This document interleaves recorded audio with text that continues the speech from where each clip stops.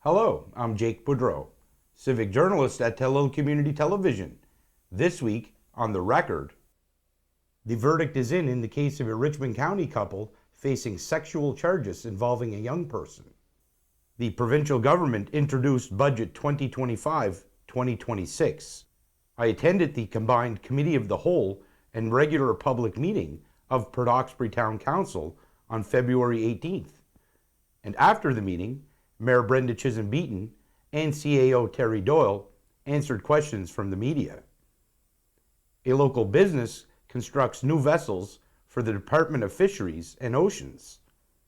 And federal funding is announced for a business in Inverness County.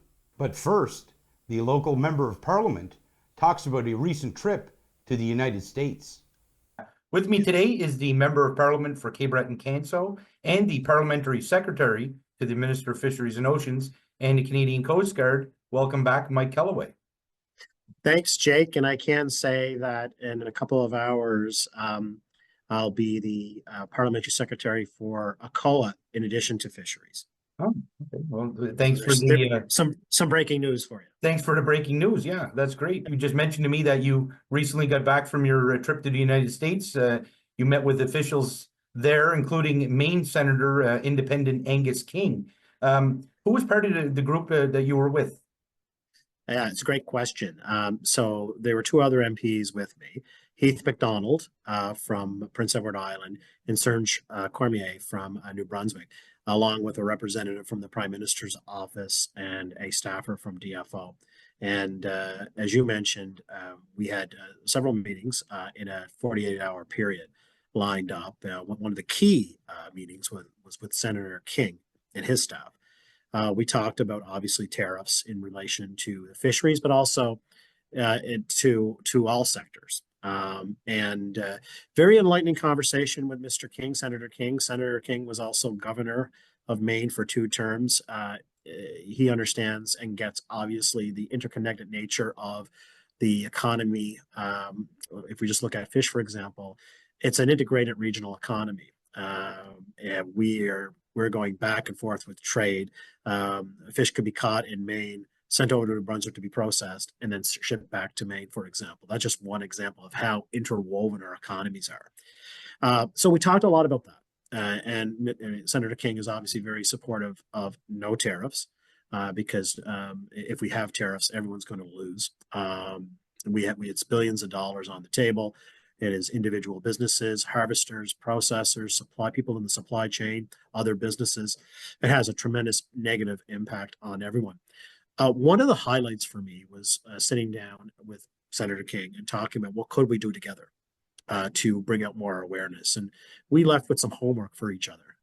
We're going to work on bringing fishers from Maine and also Atlantic Canada together, maybe on the border of New Brunswick, somewhere on the border of New Brunswick and Maine, to talk about how do we work better together to highlight to President Trump, quite frankly, the asinine tariffs and how it impacts everyone negatively. One highlight for your viewers and for yourself, Jake, is that we were also briefed by the embassy, the Canadian embassy, and the Canadian embassy is working across America, meeting with business leaders and different sectoral groups and politicians to talk about how counterproductive these tariffs will be on both countries. But one thing is for certain, and it is a barrier, make no mistake about it. The United States, folks in the United States are scared to speak up against Donald Trump. It doesn't matter if you're a Democrat or a Republican or independent. It doesn't matter if you're a business person on the East Coast, Northeast Coast, or in Florida. It is very, very unnerving how people are afraid of retribution, speaking up just simply on a policy difference. So these are things that have to go into our mindset of how do we build coalitions. And part of my rationale for wanting to go down and fight the good fight for people of Cape Breton and northeastern Nova Scotia, in fact, all Canadians, was to form relationships and where we can find some ties that bind. Senator King is one of those. So we actually have that action item that I mentioned just a few moments ago, and we'll see where it goes from there. But we met with senior senator Sheldon Whitehouse. We're going to meet with him later on via Zoom, but we met with his senior folks, senior officials. We're going to look at ways how Atlantic Canada and Rhode Island can work together in terms of bringing awareness and kind of, forming relationships to see if we can move the needle on minutia, in the right direction. But again, the anxiety that we have in Canada is one where we don't understand why he's doing this. And we know the negative impacts. In my limited time with people and in Washington, was that there was a major amount of anxiety of people speaking up, speaking truth to power, worried about retribution, which is very unnerving. I'm not going to lie. It's very unnerving. It's left so far a lasting impression on me. I've only been back about 9 hours, but it's surreal, but yet all too real. And people are in the States are saying we don't know where we're going with these tariffs.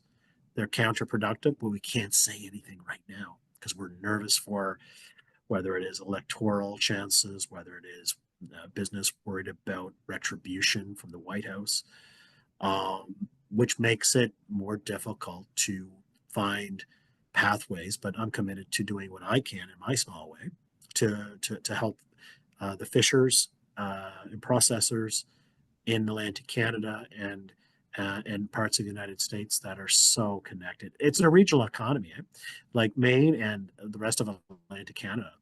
We are essentially in a regional economy. And so Americans are going to get hit hard by tariffs if we have tariffs on aluminum and steel. But if we go further with tariffs, everyone's going to lose here, and that is unacceptable.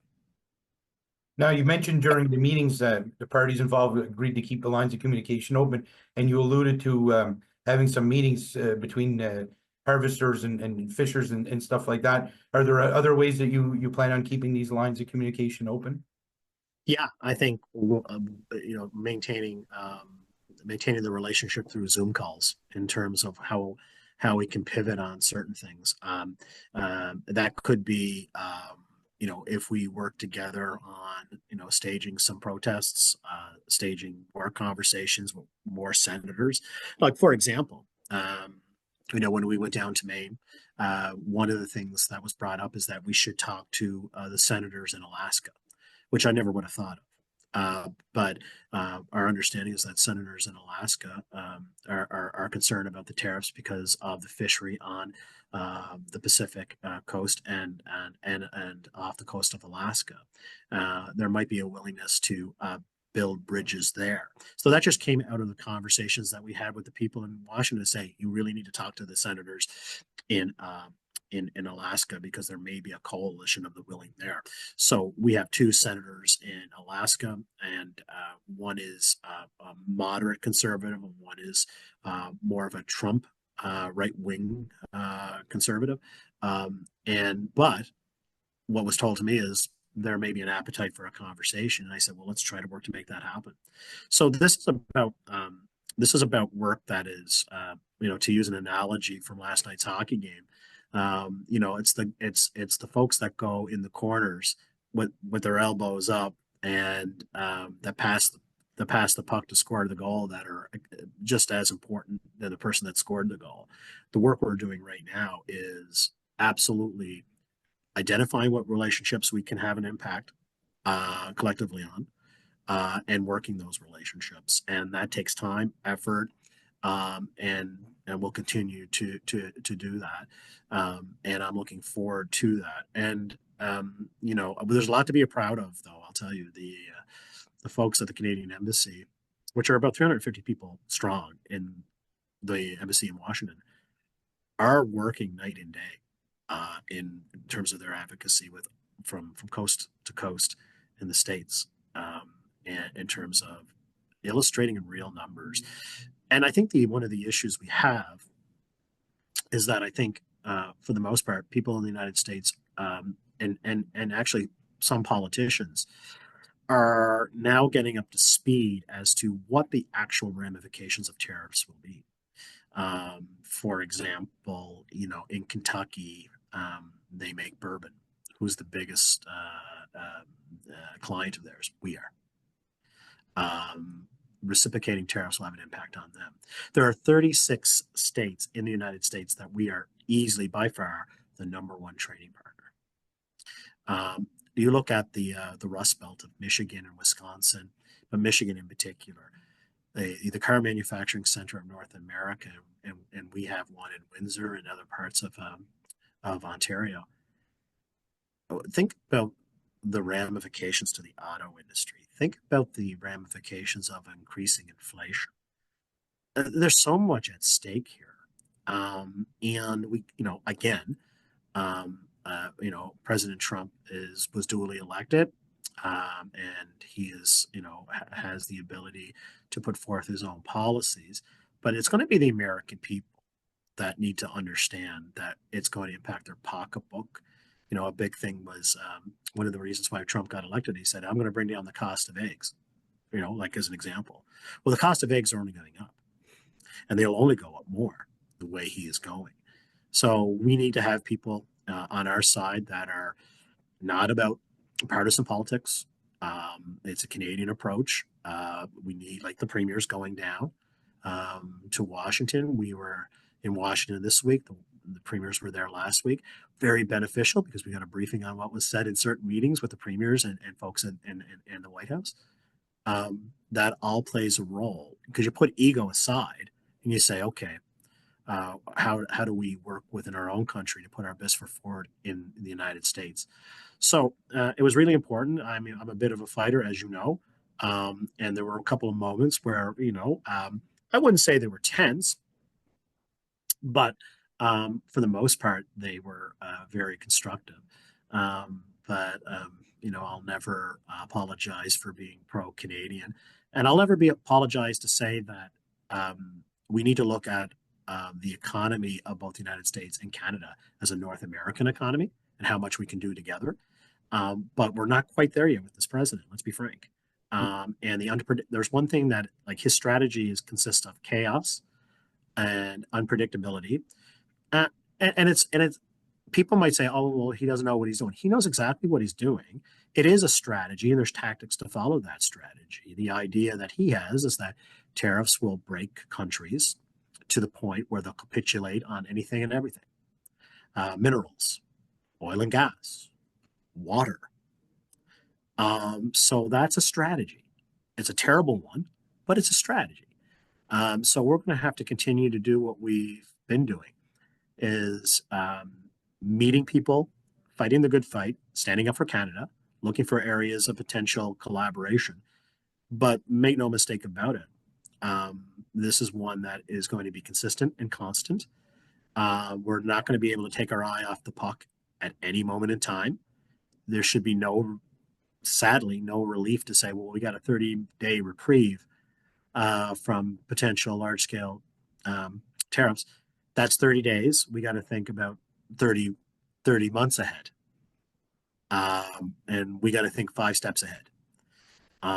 And what I'm really happy is that Canada, the federal government, the provincial governments, the business sector, the unions, they're all kind of coalescing around the fact that we need to, quite frankly, stand up to someone that is time and time again has demonstrated a very authoritarian approach to government, and one that is a strong man, wants to be perceived as one, and one that believes that hard right-wing policies will help the United States and not help anyone else.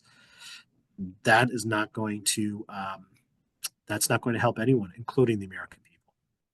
Now, you mentioned seafood and some other sectors too, but the Broxbury paper mill, as you know, expressed some concern to me about the effect of 25% tariffs on their goods, since they export 93% of the products that they export go to the United States, and basically said that it's something that they really can't afford. So I assume they're also part of the mix too of the things that were discussed. 100%.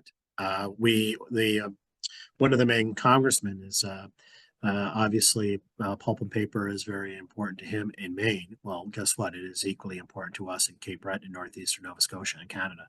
So I'm keeping my eye on that very carefully. The reality is that a tariff of a 25% tariff would have a devastating impact on the pulp and paper industry in Canada. It would have a devastating impact in terms of livelihoods, individuals' livelihoods, and also people within that supply chain.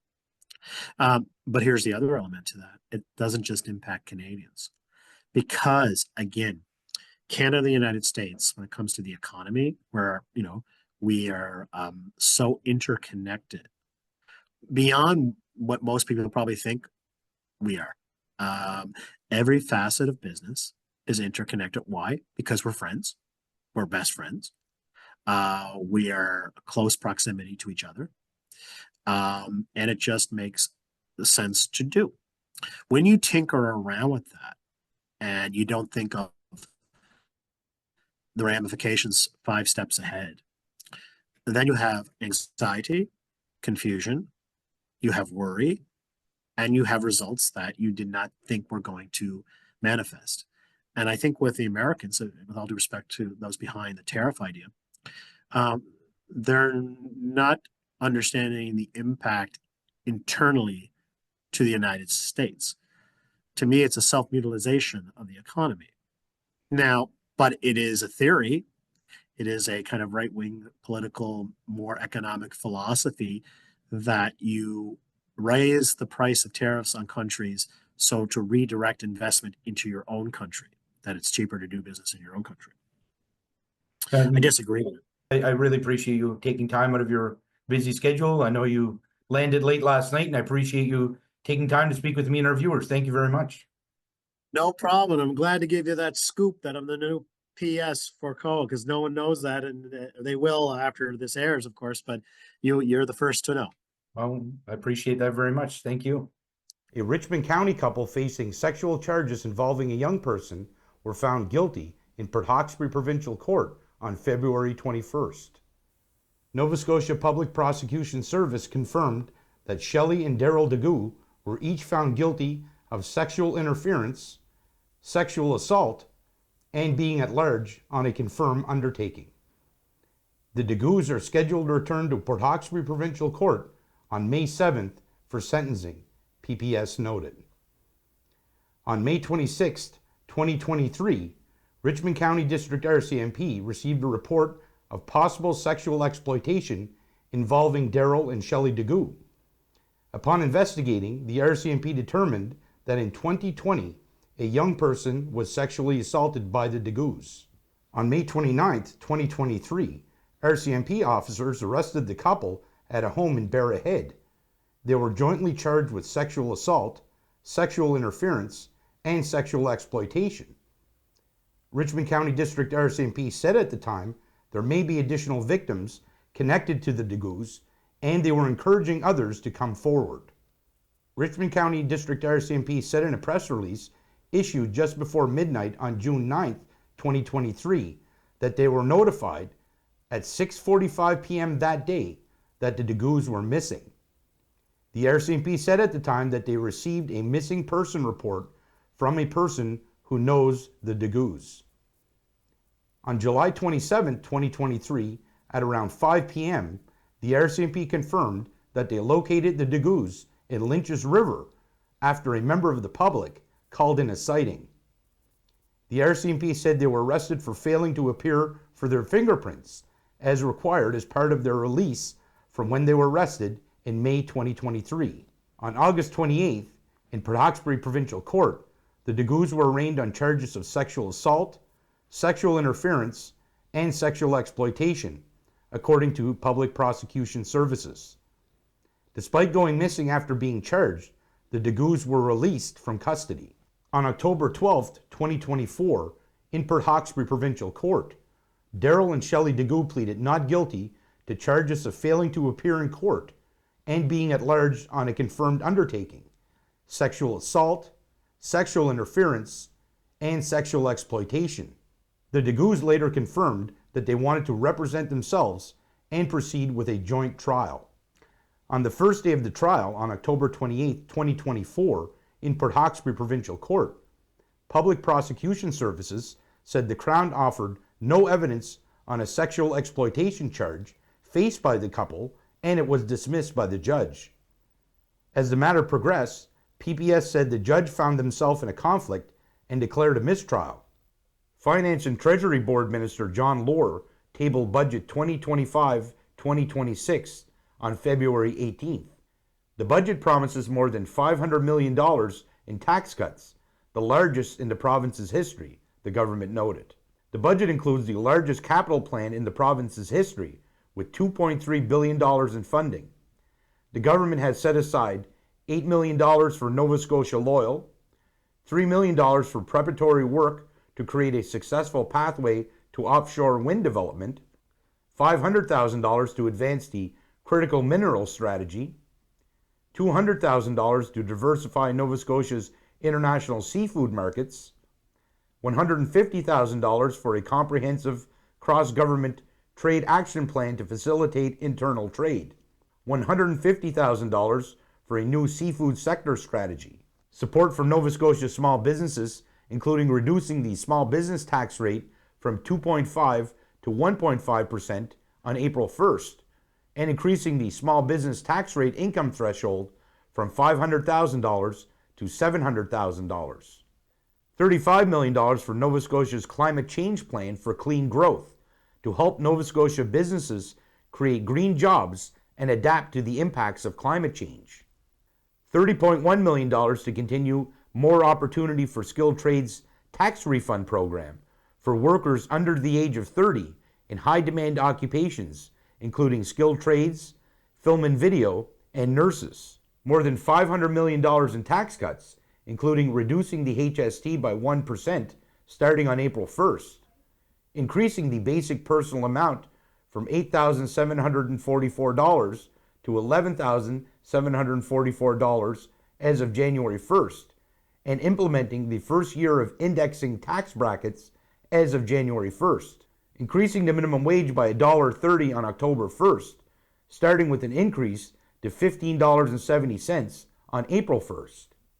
A $61.3 million increase this year for a total of $80 million to expand the school lunch program to an additional 77 schools, reaching approximately 29,000 more students. $88 million to build, renovate, and maintain public housing across the province. $73.9 million to provide 8,900 rent supplements to Nova Scotians. A rebate of the provincial HST on new purpose-built rental housing. This applies to projects that began construction on or after September 14th, 2023 until December 31st, 2030, and completed construction by December 31st, 2035. A $24.8 million increase to transition people with disabilities from larger institutions like residential care facilities and long-term care homes into the community of their choice. A $10.5 million increase to support Nova Scotians experiencing or at risk of homelessness. A $6.9 million increase to the Backyard Suites Incentive Program. A $5 million increase for post-secondary student housing. $90.9 million for One Patient, One Record to enable a digitally supported patient-centered health system. $54 million in ongoing funding for initiatives that move the province toward publicly funded universal mental health and addictions care. $19 million for free parking at Nova Scotia Health Hospitals and the IWK for employees, patients, and visitors. $26.9 million to deliver free shingles vaccine to Nova Scotians aged 65 and older. $45.8 million toward the plan to build 5,700 new and replacement long-term care spaces by 2032, with 5 on track and expected to open this year. More than $100 million in continued supports to address gender-based violence and intimate partner violence across various departments. A new team with a dedicated focus on addressing gender-based violence and intimate partner violence. $25 million to the Department of Emergency Management and the Nova Scotia Guard to strengthen how the province responds to emergencies. $22.4 million for year 2 of the Cellular for Nova Scotia program, a $70.4 million multi-year commitment to expand access to cellular service across the province. With revenues of $16.5 billion and expenses of $17.6 billion, Budget 2025-2026 estimates a deficit of $697.5 million. During Port Hawkesbury Town Council's recent meeting, Town Councillor Paula Hart said she was contacted by residents about large trucks deploying noisy jake brakes late at night. Can you discuss the concern that Councillor Hart brought to the table late in the evening? Is this something that residents have been mentioning to you as well? What are you thinking about all this? Absolutely. There's been an ongoing dialogue around the challenges for jake braking on both Reeve Street and Trunk 4. Reeve Street obviously is the town of Port Hawkesbury's main street, but it's also a thoroughway to industry. So currently, it is illegal to use jake brakes on Reeve Street. However, that continues to occur, and it's very disruptive, especially late at night when we have certain residential sections that are very close to Reeve Street and Trunk 4, who just their night sleep are disturbed by the jake braking noise. It's quite loud. We've been working with the RCMP, we've been working with Public Works as a town to do what we can to try to reduce and hopefully alleviate that ongoing concern. There's it's going to take probably a few different measures to get us where we need to go. Certainly the RCMP warning and fining truckers that are using jake brakes when they shouldn't is certainly, I think, one of the outcomes that will occur if it continues. We will work with industry just to let them know about the ongoing issue, and hopefully that they can relay that to folks that are doing deliveries at the different sites in Point Tupper. And other than that, it's just something that we're very grateful that the RCMP is prioritizing currently, so that we can all reach a solution so that everybody in Port Hawkesbury can have a nice, quiet night's sleep, hopefully. Now, you've been on council for 13 years now almost. Are you surprised that this is still a problem? Because it seems like it's been consistent throughout the last 13 years. No, I'm not surprised because, things, do tend to change. It's a changing landscape, changing traffic flow numbers. We were hopeful that with the reduced speeding on Reeve Street, with the traffic reconfiguration, that it would also help to alleviate that issue. If a larger vehicle isn't driving as fast, then obviously the need to use jake brakes or other braking probably wouldn't be as necessary. So, but there's very little traffic flow on Reeve Street during the evening. So I guess it does make sense that even though we do have legislation against using the jake brakes on Reeve Street when people aren't around, it's still occurring. So so even though here we are 12 years later, it doesn't forgo the fact that we do have to continue to do something about that issue. Sometimes it ebbs and flows. Sometimes it, with the added attention for the RCMP, sometimes we can see that subside, but, certainly you can't, like to our CAO Terry Doyle's point, you can't be everywhere at all times. So we have to continue to look at solutions that will either inhibit or reduce that issue from occurring. Now, Terry also brought up the idea that signage had been requested from the town, from the Department of Public Works, and the signage hasn't been forthcoming. Will the town be going back to Department of Public Works and asking for that or any other enforcement measures again? Yeah, we can certainly circle back to Public Works just to do some follow-up on that request. And at the end of the day, we want to make sure that we're using all the tools in our tool belt to mitigate this issue. The town wants more information on the provincial government's plans to consider more resource extraction. The provincial government introduced legislation on February 18th to lift blanket bans and ensure natural resource development can happen safely. An act respecting agriculture, energy, and natural resources is an omnibus bill that addresses 5 pieces of legislation: amending the Petroleum Resources Act to create the potential for hydraulic fracturing to access onshore natural gas, repealing the Uranium Exploration and Mining Prohibition Act to allow research about uranium's presence and distribution in the province, amending the Public Utilities Act to extend Efficiency Nova Scotia's demand-side management plan by 1 year, while key changes to the electricity system are put in place, repealing and replacing the Agrologist Act to better address the agriculture industry's needs, and modernizing the Agriculture Weed Control Act to better protect against noxious weeds. I just wanted to clarify, the Department of Municipal Affairs and Housing letter, is that a letter you guys received from them? And now you're asking them for clarification? We tabled that request that came forward from Municipal Affairs so that we could have some more time to consider what the ask was about in terms of better utilizing our resources in Nova Scotia that prior governments might not have entertained in the past.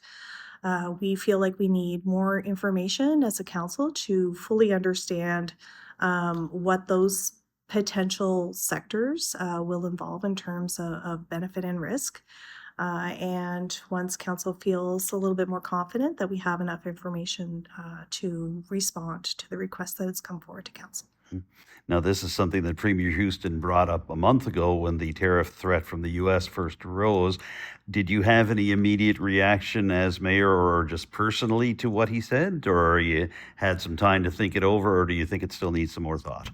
I think it still needs some more thought. I mean, it's not something that I think that we would want to take lightly. I think we want to make sure that we are as informed as possible, that we fully understand the opportunities around resource development. And again, with those opportunities could be risk, and to further understand what particular projects could be, planned for various parts of the province, and what are those projects that are maybe currently planned for the Strait region, and what does that mean for this municipality or surrounding municipalities.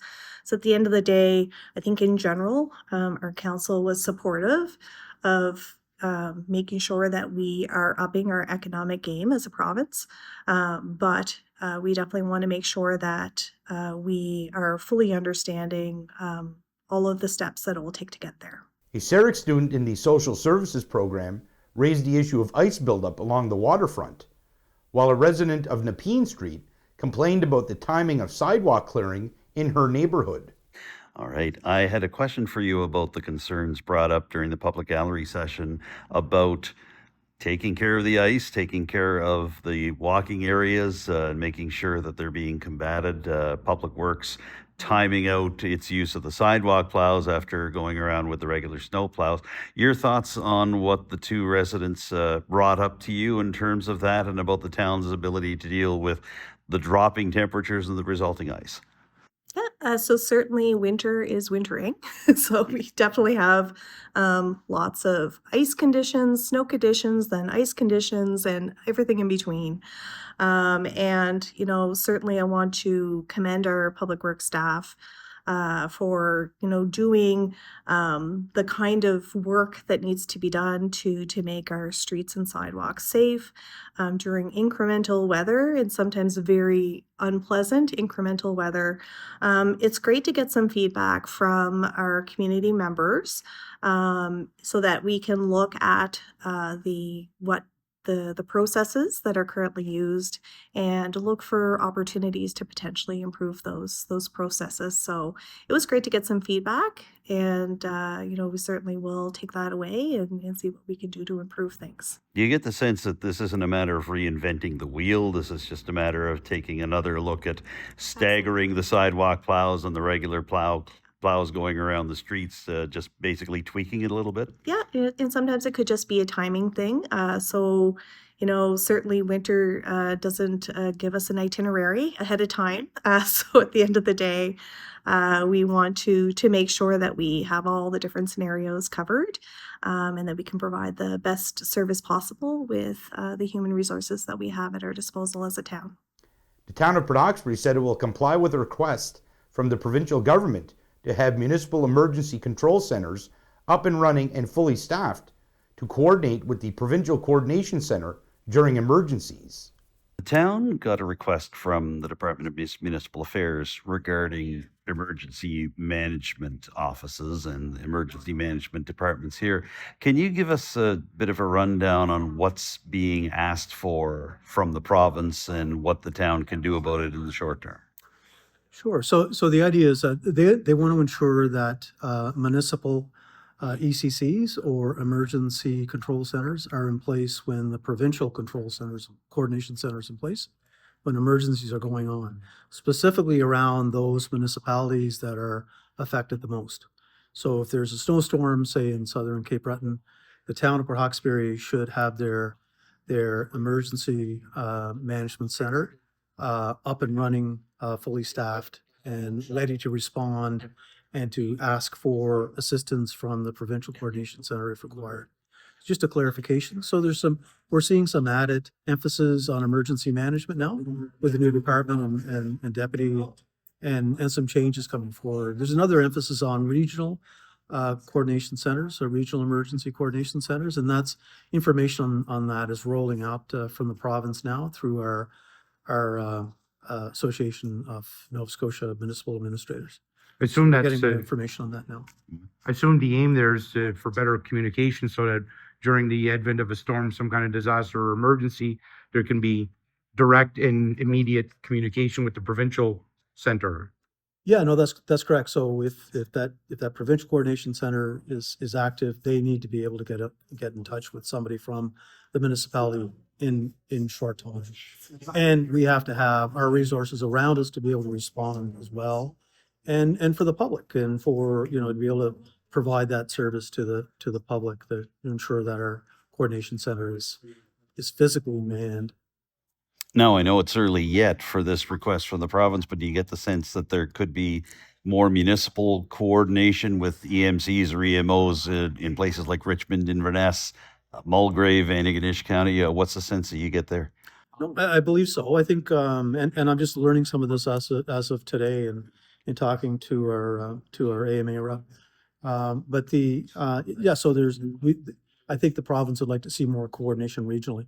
And so we have some really good things going on in some areas of the province around regional coordination centers. And I think they want to spread that around and we'd like to see that too, because it's difficult with a very small staff in manning a coordination center 24 hours a day. So many times it's just kind of a necessity and shared issues as well and that we can work together on. So we're looking forward to that for sure. Now, this all comes as the Port Hawkesbury Civic Centre is setting up its first official comfort centre. Yes. And there was some movement on this even just a couple of weeks ago. I was talking a little to Gordy Snook about it. What can you tell me about what's been done and whether the centre is open for the public at this point? Yeah, so when the Civic Center becomes open as a comfort center, will depend on the storm or the emergency that's in effect. So when the public require a place to come to outside of their homes, where there's safe shelter and power and connectivity and some food and just a place outside of the emergency area or to get away from the circumstances that are occurring because of the emergency. We will open the center as a result of that. And that will be, as we're talking about the province, that'll be in coordination with the province. So we see the demand for the public need a warm place to, like in the wintertime, a warm place to come to. Then our civic center will be available for that purpose. We also have the fire hall. We have a new generator that was put in there not too long ago, and the upstairs is laid out for that purpose with a full kitchen and an area as well. So we really we're well served here, and our other community groups and churches have always stepped forward in times of need. So but our civic center is now at the point where we have actually a mobile generator that we pull up to the civic center. We have all the electrical connection in place. We've had to put some supplementary heat in to be able to so the power requirements could be handled by the new generator. And we have washrooms set up so there's hot water that will provide for showers and those types of things. So increase in power supply and reliability to our connectivity to our servers, and so we're able to keep going with our comms during the storm. I just wanted to get a comment from you quickly on the discussion involving emergency management and the idea that the town would coordinate with the provincial emergency management office, but also could be coordinating on a regional basis with neighboring municipalities. What are your thoughts there? Well, you know what? Like, just I guess there's some interconnectedness with this conversation with a lot of our other prior conversations.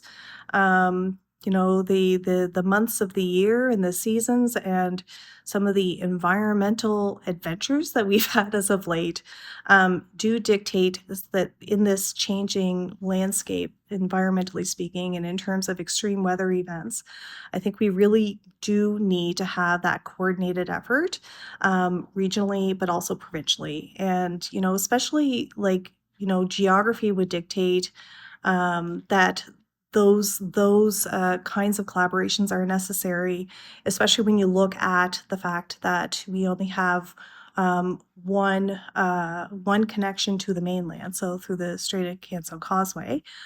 So certainly when we've had hurricane incidents, we have to all understand a coordinated effort. If some incremental weather is going to impact that entryway, then that's just one example. So I mean, just anything from understanding our response, whether any kind of emergency response to any kind of weather event or other. I think it's a step in the right direction. Quick follow-up on that, just as we're wrapping up here. We talked to Terry about the establishment of the Civic Center as a new comfort center for the town, an official comfort center. It sounds like things are moving in the right direction. What are your thoughts on how things are coming together? Absolutely, because at the end of the day, we know that weather will only become more extreme over time. It's not a matter of if, it's a matter of when. So being prepared for very hot temperatures, being prepared for very cold temperatures, power outages. I think continuing to move the needle to improve the Civic Center as a comfort center, I think is important, not only for the town, but as we have learned in past events that, our region really does rely on Port Hawkesbury during, some tough times and incremental weather. So we've been happy to be able to support some other communities, in different sets of circumstances. So it's definitely important for the town, but I think it's also very important for the region. Finally, the mayor was asked about an open house that took place on February 4th to get residents involved in town committees. Now, I know you had that open house for committees on February 4th, I believe was. Mm-hmm. How did that go? And was there a lot of interest from residents in sitting on these committees? It was a really successful open house. Sometimes when you put on activities, that you're inviting the community in to ask, their opinions, ask them to volunteer, contribute their expertise, their experience, their ideas on how to move the town forward. You just don't really know. Will 100 people show up? Will one person show up? It's really kind of, up in the air, especially in the winter which back to our former discussions and conversation. But certainly our staff and our council were pleasantly surprised. We had a really great number of citizens that showed up to have conversations about our committee work, the new direction that we're taking with committees. We do have 3 mandated committees. We have a mandated committee for accessibility, inclusion, diversity, and equity. We have a mandated committee for financial audit, and we have a mandated committee for planning advisory. So our 2 kind of heavy lifts in terms of town committee work are kind of like a yin and yang. So one is about called Growing Breton-Canso, and it's really about increasing existing and attracting new revenue streams to the town of Hawkesbury. So that's a huge bucket of activity that we could be doing in terms of actioning our future plans as a town, anything from housing to business development to looking at our business park development and everything in between, services, etc. And the other major committee is community development. So it's about smart reinvestment of the revenues we're able to garner and grow. So yin and yang. So the good thing about these 2 committees, are that they're broad enough that we're able to work on tangible action plans for the town. So in terms of next steps, we do have some great folks that we're able to ratify this evening as members of that committee, but that doesn't forgo any other interests. So if there are anybody else that says, hey, that sounds like a committee I could really sink my teeth into, we definitely have an open door policy in terms of folks who might want to step up and help us on those 2 committees, but really any of our local committees.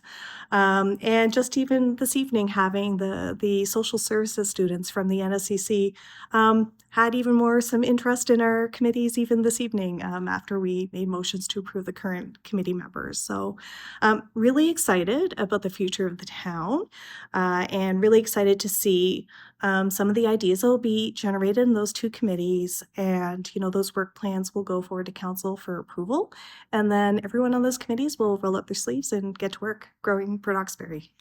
2 vessels built in Richmond County were added to the conservation and protection fleet of the Department of Fisheries and Oceans. On February 20th, Diane Leboutillier, Minister of Fisheries, Oceans, and the Canadian Coast Guard, announced the arrival of 2 44-foot vessels to replace the aging small vessel fleet. The vessels were built by Samson Enterprises of Almadam, which was awarded the $4.5 million contract through an open, transparent, and fair process, the DFO noted. They said fishery officers provided input into the design and specifications of these vessels to address the specific needs of the department. The DFO said the vessels will increase the capacity of fishery officers to monitor compliance with the Fisheries Act, retrieved more abandoned, lost, or discarded fishing gear, and monitor endangered whales and other species of concern. They will also support officer safety, as these vessels are capable of operating in adverse weather conditions, they said. The length and size of the 44-foot patrol vessel was chosen for its stability and capability to haul gear, said the DFO. They said the extra length provides 3 meters more storage space than the average detachment vessel, which accommodates seized and retrieved gear and is extra stable for hauling gear in adverse weather. The home port for one of the vessels will be Yarmouth. The other will have a shared home port of Pictou and Cheticamp, the DFO said, noting that these vessels are the final of 4 patrol vessels built to replace 4 aging vessels that are no longer in service. Funding for the 44-foot vessels came from the Small Craft Acquisition Program. The Government of Canada is providing $4.5 million in funding for businesses and organizations in Inverness and Victoria counties. Projects receiving repayable contributions through the Regional Economic Growth through Innovation Program include Marble Mountain Estates, which is receiving $250,000 to establish year-round accommodations on the Bredor Lake, said the Atlantic Canada Opportunities Agency. Currently home to a vineyard, ACOA said the project will see 4 chalets built, renovations to the existing farmhouse, and an accommodation above the existing winery. ACOA added that these projects will encourage people to visit during the shoulder and winter seasons, stay longer, and explore more, boosting year-round tourism. Thank you for watching. Please tune in again to find out what we will be talking about on The Record.